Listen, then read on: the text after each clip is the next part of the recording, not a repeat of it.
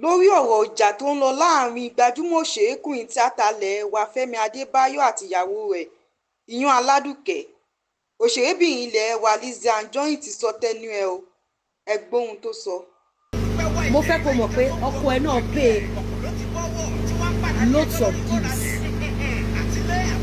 tí àṣírí ọmọ òfò bọ́ síta tọmọ ẹ̀ dẹ̀ fi dàgbà bẹ́ẹ̀ yẹn lọ́wọ́ ẹ̀. ọkọ ẹ pay so much bills and he really wants that marriage to work.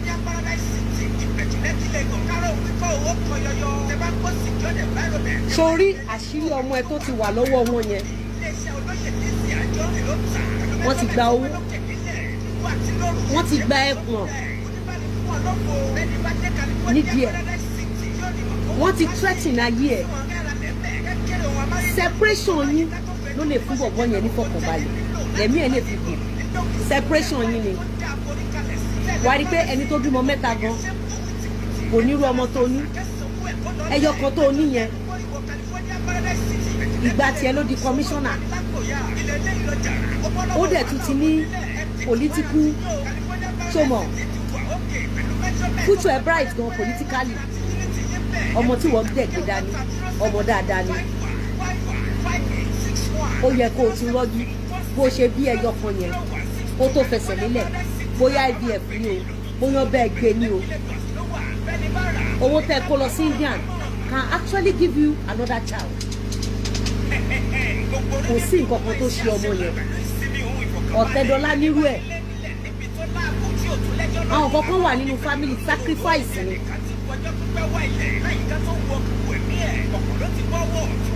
àìmọye àwọn olówó tó nírú ẹ̀. owó tẹ́lá ẹ̀ kó lọ sí India yẹn but ó wà childish. ìyá méjì ló ń jẹ bọ̀bọ̀ yẹn. ó grow ó petty. kí bọ̀bọ̀ yẹn separate from you ní ìfọkànbalẹ̀ bọ̀bọ̀ yẹn. Maybe that was the reason the family said no, you have to go, because you are extremely petty.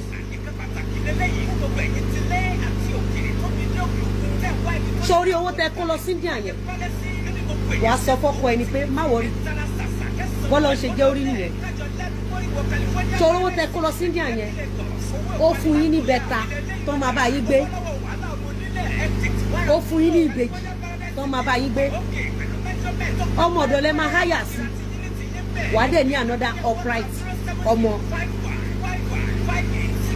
pẹ̀lú another upright ọmọ yẹn ìwọ ló yẹ kó o dìdí lẹ́yìn ọgbà. begging the guy cannot sustain your marriage.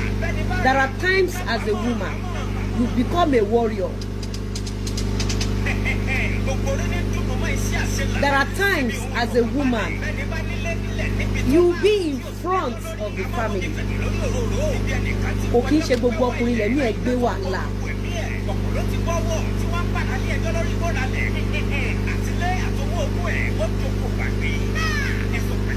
kò ń ṣe tó bá wo ọkọ ẹ, he is a very gentle soul.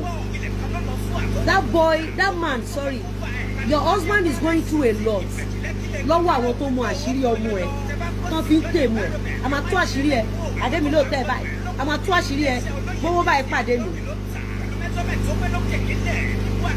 ṣe rí ẹni tí kò ní instrument Ìyábọ̀ Òjó, ṣe rí Ìyábọ̀ Òjó la rí tà ń sọ.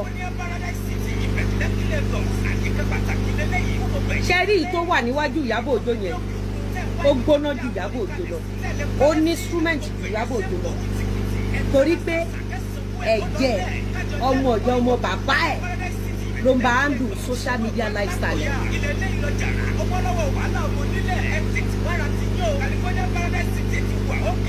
tí kò bá gbóná ju Ìyábọ̀ Òjó lọ kò ní wà níwájú Ìyábọ̀ Òjó. kò sí bàbá ńlá kú ẹni tó ní ẹ̀mí Ìyábọ̀ Òjó. when it comes to kan pààyàn, wọ́n fi social media pààyàn dànù, wọ́n búlé èèyàn.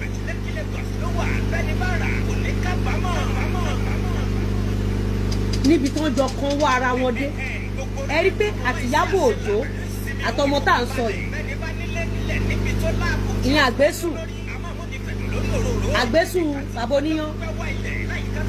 àgbésùn bàbá oníyán, àti Ìyábọ̀ Òjó ẹ lọ wò wọ́n dáadáa ẹ rí i pé Ìyábọ̀ Òjó máa ń come out fún ni tó máa dárúkọ ẹ̀ tó máa wọlé pẹ̀ tọmọtọmọ ẹ̀ torí pé olè ló mọ pàṣẹ olè tọ̀. ẹ̀yin èèyàn kí lẹ rí sí ohun tí Lizzy Anjorin sọ lórí ìjà Fẹ́mi Adébáyọ̀ àti ìyàwó rẹ̀? ẹ má gbàgbé àti like share fídíò yìí. ẹ ṣé gan fún àtìlẹ́yìn yín.